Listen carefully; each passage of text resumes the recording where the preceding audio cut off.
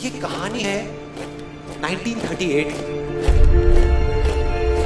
कैरली नाम के एक आदमी की, हंगेरियन आर्मी में, और वो उस कंट्री का बेस्ट पिस्टल शूटर था।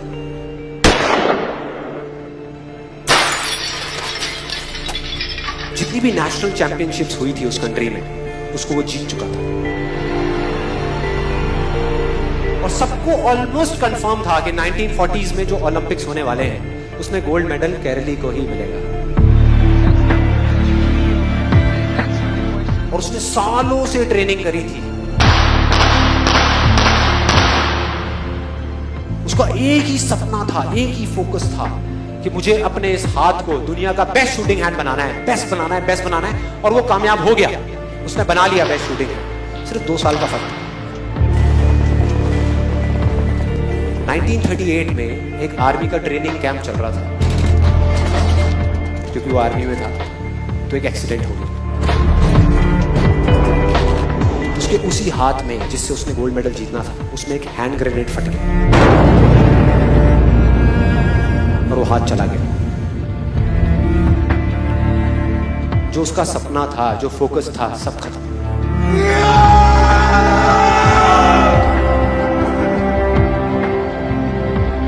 उसके पास 2 रास्ते थे। एक तो ये कि वो बाकी की पूरी जिंदगी रोता रहे और कहीं जा करके छुप जाए, या अपना जो गोल था, जिस पे उसने फोकस किया हुआ था, उसको पकड़ करके रखे। तो उसने फोकस किया उस पे नहीं जो चला गया था, जो उसके पास नहीं था। उसने फोकस किया उस पे जो उसके पास था।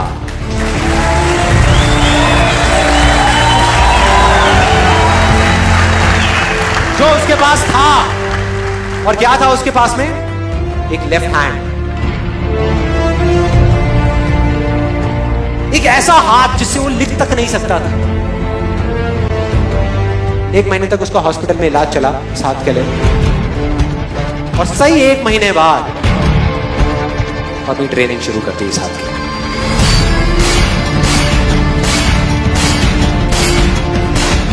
ट्रेनिंग के 1 साल बाद, मतलब कि 1939 में वो वापस आया।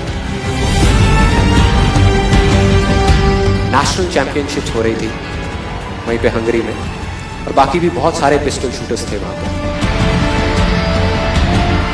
उन्होंने जा करके उसको कांग्रेचुलेट किया, कहा कि यार देखो, ये होता है जज्बा, ये होती है स्पोर्ट्समैन स्पिरिट, कि इतना सब कुछ होने के बाद भी तुम यहां पर आए हो हमको देखने के लिए और हमारा हौसला बढ़ाने के लिए। किसी को नहीं पता था कि वो 1 साल से अपनी ट्रेनिंग कर रहा था लेफ्ट हैंड की, और उसने जवाब दिया, मैं यहां पर तुम्हारा हौसला बढ़ाने नहीं आया, तुम्हारे साथ कॉम्पीट करने आया हूं, तुमसे लड़ने आया हूं, तैयार हो जाओ। और कंपटीशन हुआ। बाकी सब वहां पर जितने भी लोग थे वो कॉम्पीट कर रहे थे अपने बेस्ट हैंड से। ये कॉम्पीट कर रहा था अपने ओनली हैंड से, ओनली हैंड से। कौन जीता? The man with the only hand, कैरली जीत गया। लेकिन वो यहां नहीं रुका। उसका गोल क्लियर था कि मुझे इस हाथ को, इस कंट्री का नहीं, इस पूरी दुनिया का बेस्ट शूटिंग हैंड बनाना है। उसने अपना सारा फोकस उठा करके डाला 1940 पे, जब ओलंपिक्स होने वाले थे। लेकिन 1940s के ओलंपिक्स कैंसिल हो गए वर्ल्ड वॉर की वजह से।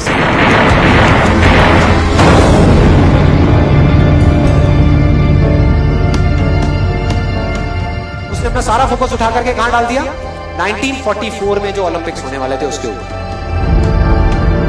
और 1944 में जो ओलंपिक्स होने वाले थे वो भी कैंसिल हो गए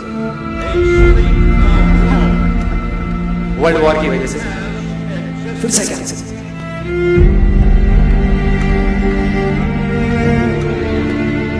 उसने अपना सारा फोकस उठा करके डाल दिया 1948 के ओलंपिक्स में। 1938 में उसकी एज थी 28 साल। 1948 में उसकी एज हो चुकी थी 38 इयर्स। और जो यंगर जो प्लेयर्स आते हैं निकल करके, उनसे कॉम्पीट करना मुश्किल होता चला जाता है। लेकिन मुश्किल नाम का ये वर्ड था ही नहीं उसकी डिक्शनरी में। वो गया, पूरे वर्ल्ड के बेस्ट शूटर्स आए हुए थे जो अपने बेस्ट हैंड से कॉम्पीट कर रहे थे, और ये अपने ओनली हैंड से कॉम्पीट कर रहा था। और कौन जीता? The man with the only hand.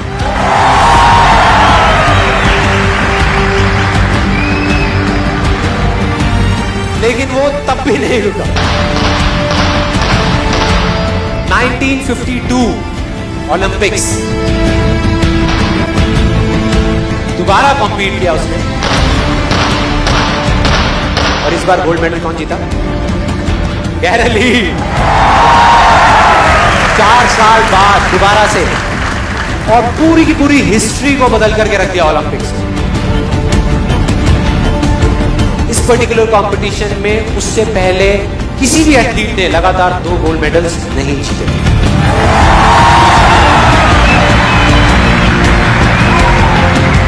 अब किसी भी लूजर के पास चले जाओ, उसके पास लिस्ट होगी बहानों की कि मैं इस वजह से फेल हुआ अपनी लाइफ में, इस वजह से मैं कुछ नहीं कर पाया। बहुत लंबी लिस्ट है। और दूसरी तरफ विनर के पास चले जाओ, उसके पास में 1000 वजह होगी वो ना करने की जो वो करना चाहता है, सिर्फ एक वजह होगी वो करने की जो वो करना चाहता है, और वो कर जाएगा।